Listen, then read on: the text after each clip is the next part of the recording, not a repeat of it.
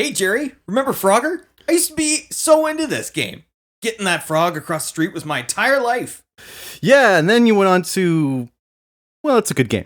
Double jump. Eat the fly. Eat it. Thanks a lot. Ah, beat it, punk. Hey, look at the high score.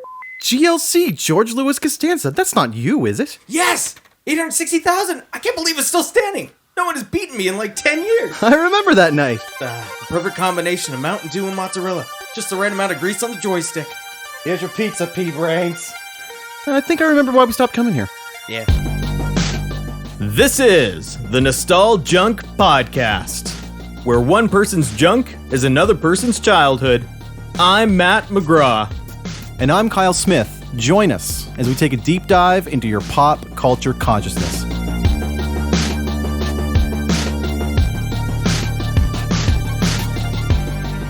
First things first. First things first, we gotta do some housekeeping.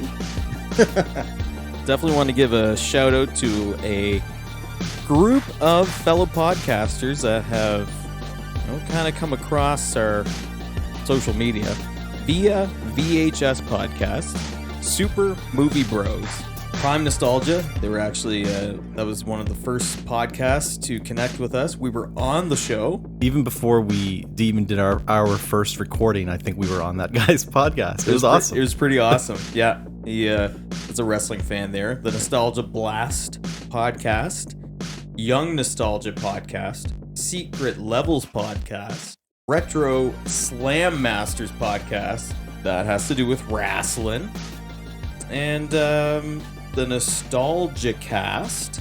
Nostalgia's just so big right now. Like, you're always seeing, every day I'm seeing an article that says, certain anniversary, or, just like last week we talked about our favorite toys, and I think it was yesterday, someone on Facebook linked to us saying that Micro Machines are coming back. Like, nostalgia as a marketing tool is so powerful, like, because who's asking for Micro Machines? Probably, nobody really, but because it's just a specific callback reference to a specific group of people, like, it'll be successful. Or even just like maybe a video game, which brings us to today's episode. But yeah, especially like something like something like a video game, like an old classic game that'll be remade, maybe, like the Resident Evil ones that were just Resident Evil 2 recently remade, and any kind of classic thing like that. Like, I want it, and because I can buy it, like, I will almost immediately. You know what I mean? If it's something that taps into my like reissuing era-specific video games or toys. Like, they reproduce the same packaging, not just throw it out there. Like, they're trying their hardest to actually appeal to us. The box art needs to look right. Yeah. The coloring needs to be the same. Well, there's I don't know what the label is or the people putting them out, but I saw on Amazon there is a specific line of Blu-rays where the box art is specifically designed to look like a weathered VHS jacket, and I want them. I know, and I want all of them, even though they're movies I probably some of them I haven't even heard of, but it's just such a cool package that it taps into that kind of.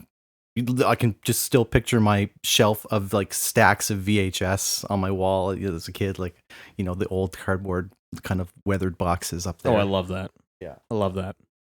Yeah, you were saying that you really weren't much of a gamer. No, definitely not. Okay, no, but I did have NES when I was about 5, and we got the 3-in-1 beginner set, which was Super Mario Brothers, Duck Hunt, and I think that's it. Nope.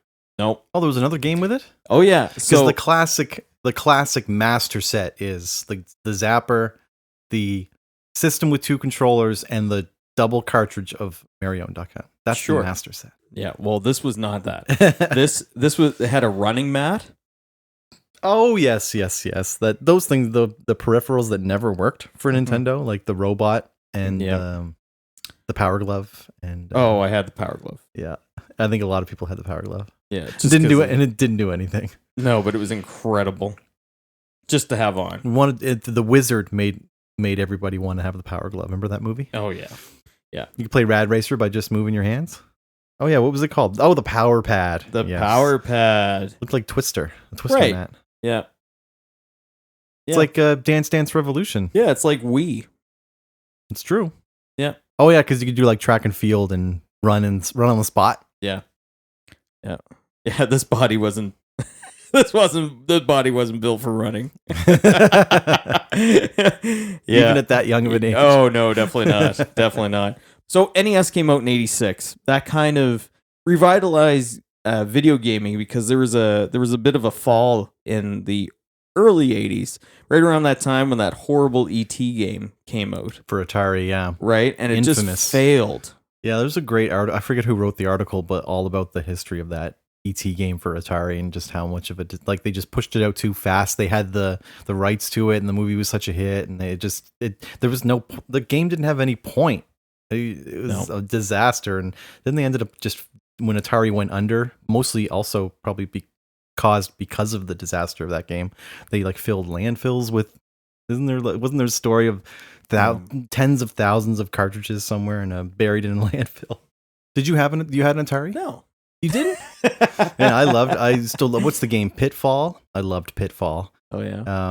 There was one where maybe it was Pitfall where you're like a Tarzan guy and you have to jump over boulders and jump and swing on vines, and you don't remember that game? No. Actually, you probably because you're a little younger than me. You might. Yeah, and it's just that much of a gap that makes a big difference in terms of 80s, 90s technology. Mid 80s hit, and then the market blew up because Super Mario was so successful as the take-home NES, flag bearer. Like it took decades before they beat those sales. Well, because it came with the system, everybody had.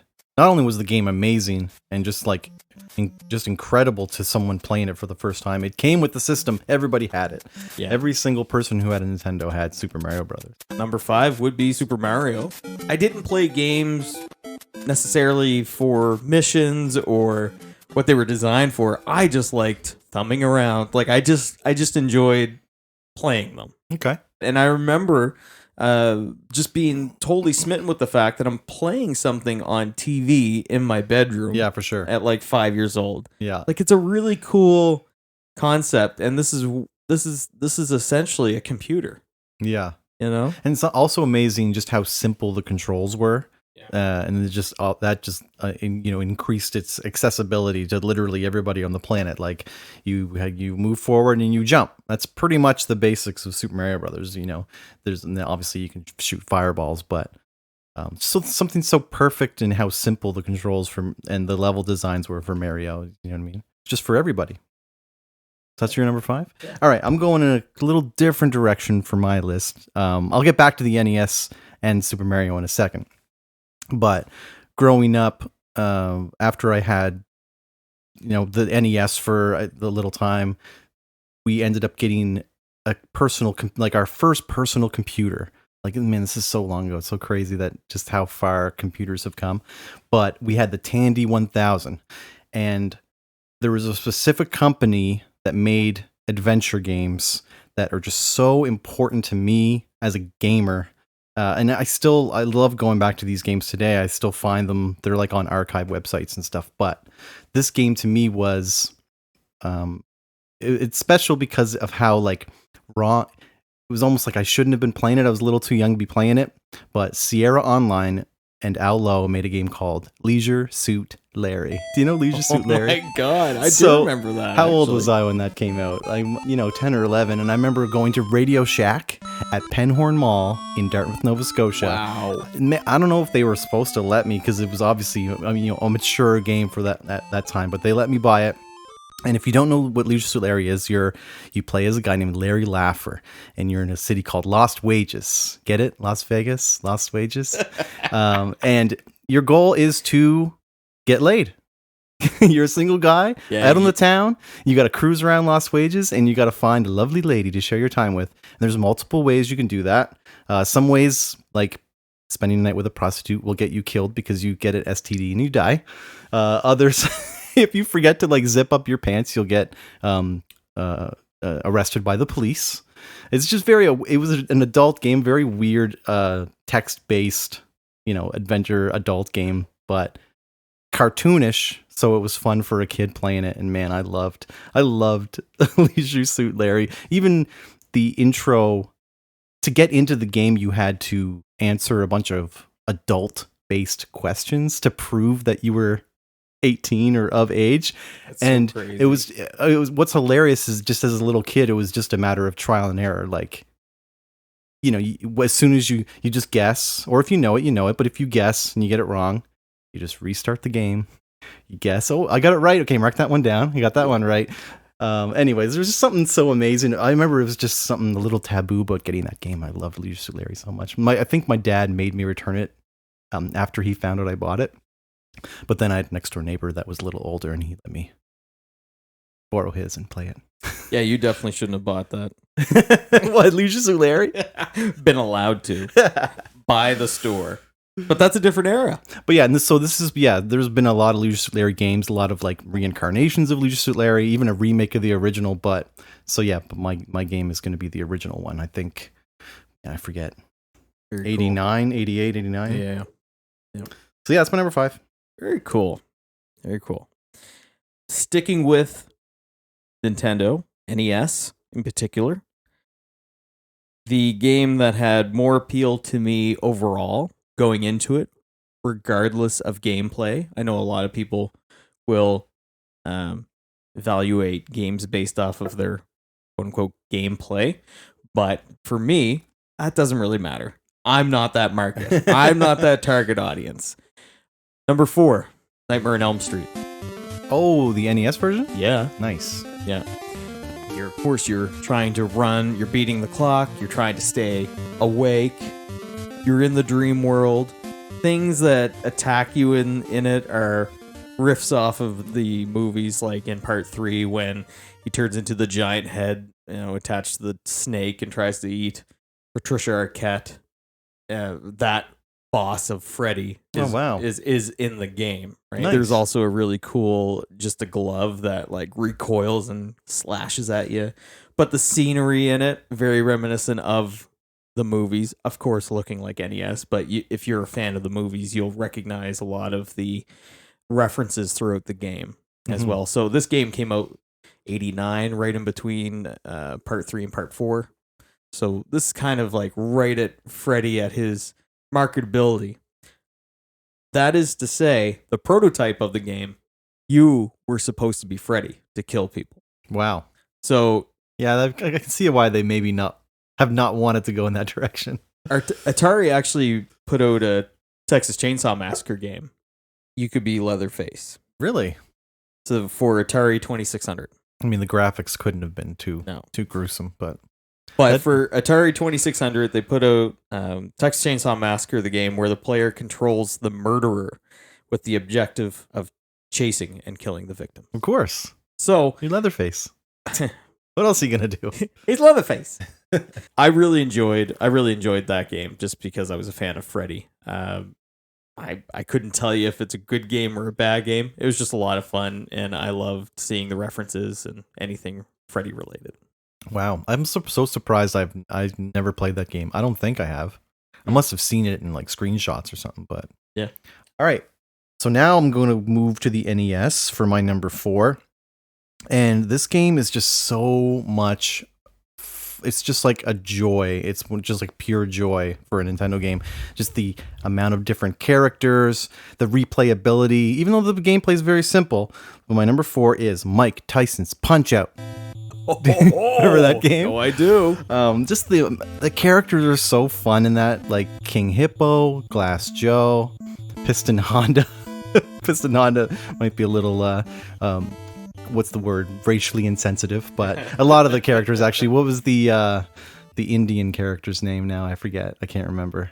But yeah, Little Mac, the underdog, just trying to rise above, and it's just such a fun game. Replayability, because it's about pattern recognition. It's about it's like a rhythm game essentially. You got to time your punches right, and I don't know, man. Something about that game. I could just always go back to that and play that. I could, in one of the games, actually, I've never beaten. I can't beat Mike Tyson. I just can't. Or as he's later to be known as Mr. Dream. I don't know what happened there. I wish I should have done some research on the story of that, but it was no longer called Mike Tyson's Punch-Out. It was just called Punch-Out featuring Mr. Dream later. But I had the original box with Mike Tyson's face on it. And, but yeah, I could never beat him. He would always just destroy me as soon as he came out. But yeah, so that's my number 4. Wow. Mike Tyson's Punch-Out. Yeah, that was a lot of fun. So much fun. Still fun. Yeah.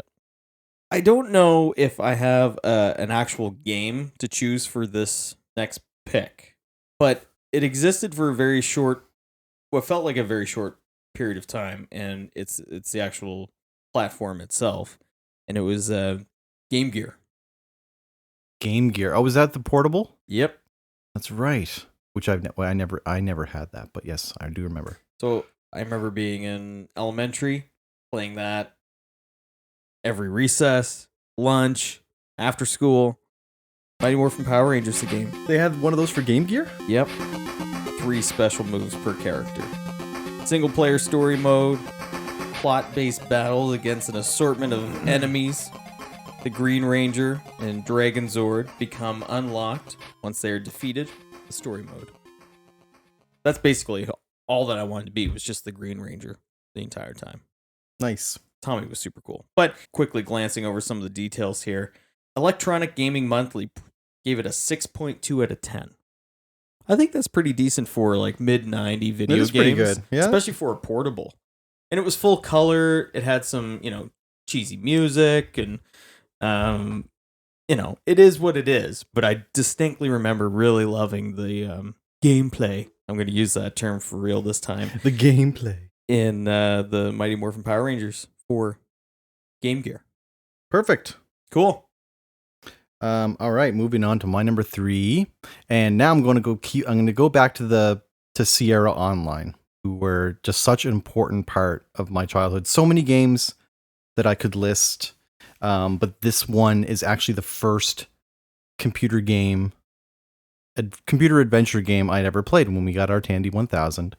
My dad had bought this game to go along with it, and it was Sierra Online was basically created by Roberta and Ken Williams. And Roberta Williams, probably her legacy, her greatest the greatest thing she's ever created is the King's Quest series. Have you heard of the King's Quest series? Yeah. So the first game I ever played was King's Quest 4: The Perils of Rosella, and that game is so amazing. Like, it's so special. The music is incredible in that game. You play the daughter of the king, King Graham, and King Graham is from the original King's Quest 1. And he's on his deathbed, and you're tasked by a fairy to go to an ancient land called Tamir to get a magic fruit that will save him from death and make him live forever. So you get whisked away to this land, and what's cool about the exploration of the island that you're on is a lot of the puzzles are based on like fairy tales, like you meet up with, or the 7 dwarves at one point. Like, one of the puzzles is you come across their house and you clean the house for them, and the 7 dwarfs come home and they leave you a pouch of diamonds, and like, it's, I don't know, just cool, like cause and effect kind of puzzles like that. Then you find yourself in a haunted woods at one point, a haunted mansion. You gotta like go up a tower to play a piano with a piece of sheet music that you got from earlier. Like, just that game is so awesome to me, and the first computer game I ever played and ever really loved. And I actually just played that a little bit last week because I just found it online. Yeah, man, that game is amazing. That's awesome. So it actually was one of the biggest sellers for them at the time. I think like one of the first computer games ever to sell over 1 million copies or something. Okay. But yeah, amazing. The King's Quest 4: The Perils of Rosella. Wow. That's awesome. You know what, that reminds me of a game that I might put in my honorable mention, which I'll say now, for NES, Dragon Warrior. Oh, Dragon Warrior for NES, yeah. And that was probably the first role-playing game I ever played. Yeah. Not knowing what a role-playing game was. No, exactly. And again, nothing that I was into. In fact, I think my dad studied the manual and then tuned me up on it the next day, but basically walked me through what I need to do I loved all the villains that came out of, like as you were going through the forest and whatnot. Like A slime draws near. exactly right. Slime was so weak you could just like hit one shot and you'd Right. be dead. Yeah, that one I'll put as an honorable mention. Nice. What number am I on? 3. 3. Oh, Yeah.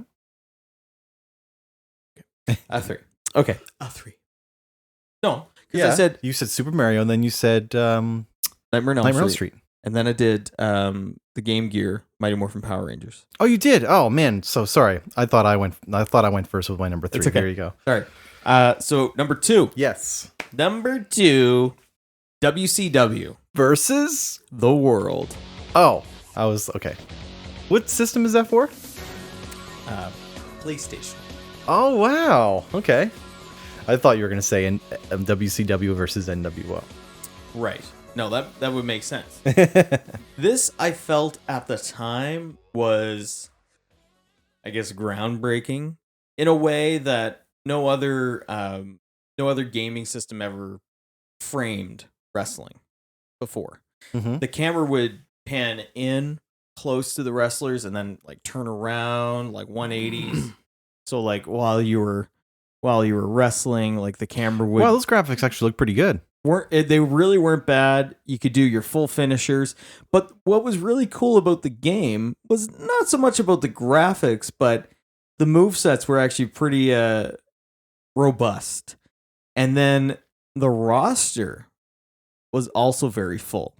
So Holy. they combined not only WCW, but they also brought in like the New Japan wrestlers, and they had a lot more to offer than the standard televised roster that you would only experience in WWF games at that time.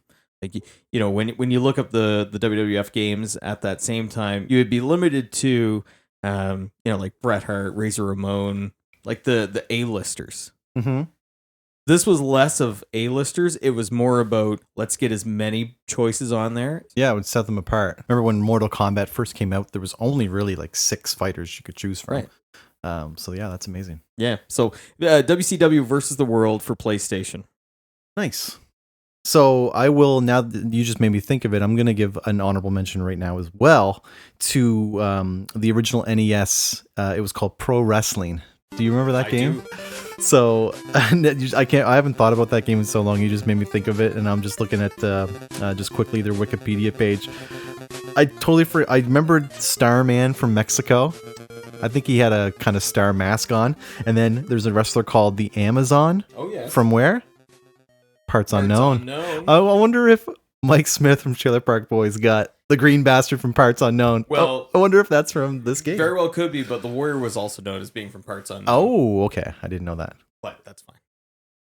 But yeah, the pro wrestling, amazing. Let me see it. And I remember there was you could do a move where you just like rack their face with your hand, like rah, Yeah, make right. a noise like a growling noise or whatever. Man. That must have been the Amazon that did that one. Yeah, I forget. Yeah. But yeah, so that's my honorable mention. fantastic. Yeah, that's cool. All right. So my number 2, and it's already been mentioned, but I had to put it a little higher because one of the greatest moments of my life was when I got the master set from NES. That system with the 2 controllers, the zapper, and the 1-2 punch of Duck Hunt, which is fine. But with Super Mario Brothers Yeah. in my number 2. That's very cool. It's probably in like one of those museums, like the Smithsonian or whatever. It's one of the most important, one of the greatest video games of all time. Yeah. And I you said you like to play it just to kind of fart around. Like I was beating that motherfucker. You know what I mean? Like I was into it.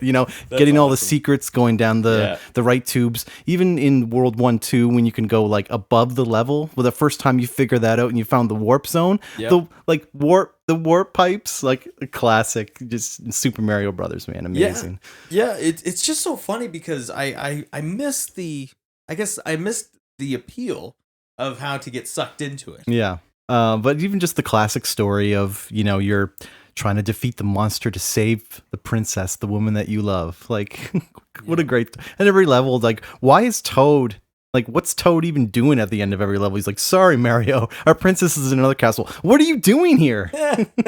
And why is Bowser, like, holding you hostage?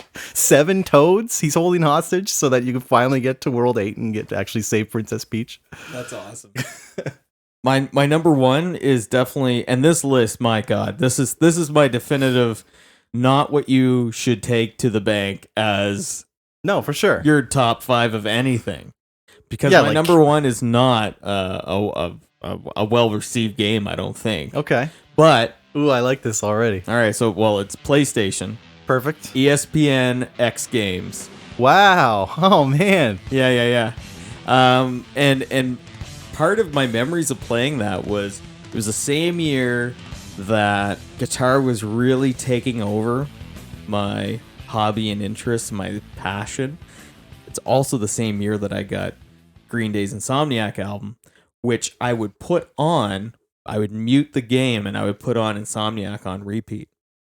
Oh, nice. Okay. So I Little would be personal playing, soundtrack. yeah, I would be playing X Games on Mhm. PlayStation, and then next to it, I had my 5-disc CD changer, which I only needed the one because evidently I was only listening to Insomniac.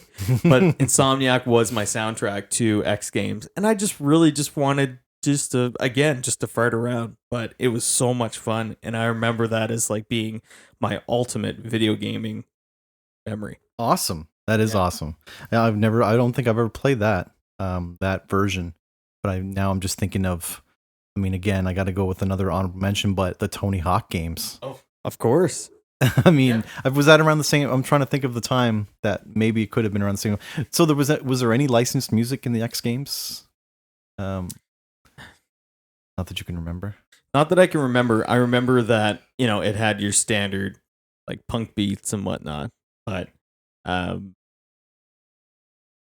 kind of going back to the Dad Record Club discussion, I did have an X Games soundtrack, Mm-hmm. which I thought was more fitting for the X Games. That's true. Yeah. It was a really eclectic mix, but at the same time, it appealed to the exact same group of people. Yeah. Yeah. It's funny how like punk and that kind of metal just like kind of lent itself so well to skateboarding, BMX scene, like, that kind of act. Yeah. It's that miscreant. Yeah. Rebellious. Yeah. For sure. Yeah. But anyway, there you go, man. Amazing. That's my list. That's your number one. Yeah. Okay. Not to, kind of extrapolate on even more honorable mentions, but Game Genie. That was the cartridge that you plugged into the cartridge. Yeah, for sure. It had all the extras. And you could like all the cheat codes and stuff. Yeah, man. But do you remember the 50, was it 50, 31 and 1? Do you Yep. remember those? Yep, my neighbor had that. All those games were, you probably 2 or 3 good games on it, and a lot of crap, but it's so amazing that you had, man, there's 31 games on this cartridge. Now you can literally probably have 10,000 games on your phone. And I think that's what kind of ruins this nostalgic discussion is the accessibility to blow past the amazement of one object to contain all. So now we expect everything to be ready at all times. Yeah. And that goes with movies and music as well. Like, oh yeah, going to Blockbuster to rent just one movie, or going to Music World just to, because you wanted to buy one specific CD. That was the only way you could get it. Yep. Yeah. It's almost like this this unfortunate ADHD of overstimulation, but instant gratification. Like, you need it now, but I can't tell you what it is. I can't make up my mind, but I need something now. Well, that's the funniest thing about now, just browsing Netflix or any of those streaming services. God. You browse the joke, the running joke a lot of the times is you browse forever, and then you just end up like on your phone, like you don't watch That's anything. not a joke. That's my life. I can't I have too many choices out there, and I don't know if any of them are good. I know. And then you don't want to risk watching a garbage thing, right? Anyway, that's so funny. All right, my number one. So now we're going to jump ahead in time a little bit because, Super Mario Brothers is what, 86? Let's jump ahead a decade. Yep. So this still puts me, I'm 16 years old. It's 1996. I'm now like finding my identity in terms of my interests. And I've said it before, it led me to horror. I'm one of the, the biggest horror fan you can find. This game came around a perfect time in my life. For the PlayStation 1, released in 1996, Resident Evil. Number 1, Resident Evil for PlayStation 1. That's awesome. First game I can remember just like staying up all night, just sitting in front of my TV, and just the atmosphere of that game. The dialogue's cheesy. Yes, everyone knows. Everyone loves laughing at, like, you, Jill, the master of unlocking, can use this. Those great dialogue sequences. But a lot of people complain about the tank controls, the overhead shots. But it made Resident Evil almost like a movie. Like every time you moved around a corner, the angle changed. You were in another shot was set up for you.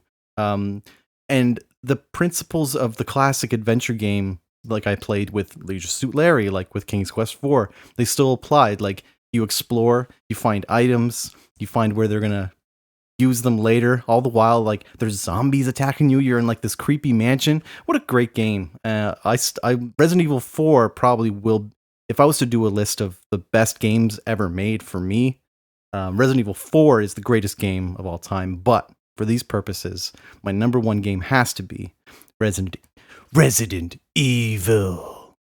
Oh my god, I love it. Well, so, yeah, that's our video game episode, folks. Yeah, I mean, I guess thinking back, like, video games exist within everyone's history. Oh, for sure. It's just, for me, I guess it was right.